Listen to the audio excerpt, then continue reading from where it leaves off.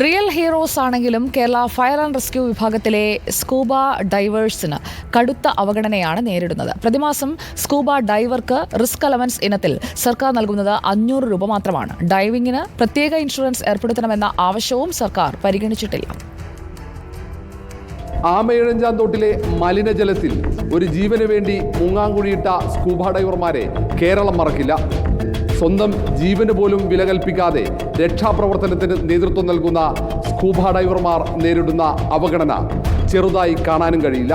അതിദുഷ്കര രക്ഷാപ്രവർത്തനത്തിന് നേതൃത്വം നൽകുന്ന സ്കൂബ ഡൈവറുടെ പ്രതിമാസ റിസ്ക് അലവൻസ് വെറും 500 രൂപ. ഒരു ദിവസം റിസ്ക് അലവൻസായി ലഭിക്കുന്നത് 16 രൂപ 12 പൈസ മാത്രം.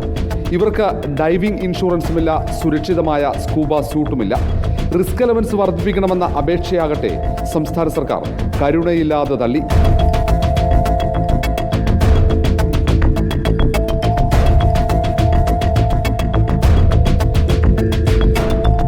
ഫയർ ആൻഡ് റെസ്ക്യൂവിലെ ഒരു ഉദ്യോഗസ്ഥന് പ്രതിമാസം 200 രൂപയാണ് റിസ്ക് അലവൻസ്. ഇവരുടെ ധീരതയെ സർക്കാർ ഒട്ടും പരിഗണിക്കുന്നില്ലെന്നതിൻ്റെ പ്രത്യക്ഷ ഉദാഹരണമാണ് ഈ അവഗണന. ആഴത്തിലേക്ക് എടുത്തുചാടുന്ന സ്കൂബ ഡൈവർക്ക് അപകടം പിണഞ്ഞാൽ 1 രൂപ നഷ്ടപരിഹാരം ലഭിക്കില്ല. ഡൈവിങ്ങിന് പ്രത്യേക ഇൻഷുറൻസ് പരിരക്ഷ ആവശ്യമാണ്.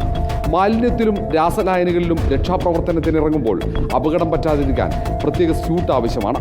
സ്കൂബ ഡൈവർ ഇപ്പോൾ ഉപയോഗിക്കുന്നതാകട്ടെ ഗുണനിലവാരമില്ലാത്ത സ്യൂട്ടുകൾ.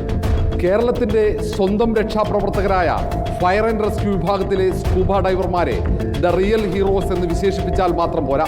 അവർക്കാവശ്യമായ സുരക്ഷിതത്വം നൽകണം. അവർക്കാവശ്യമായ പരിഗണന നൽകാൻ സർക്കാർ ഇനിയെങ്കിലും തയ്യാറാകണം. Reporter R Roshipal, in reporter, Thiruvananthapuram.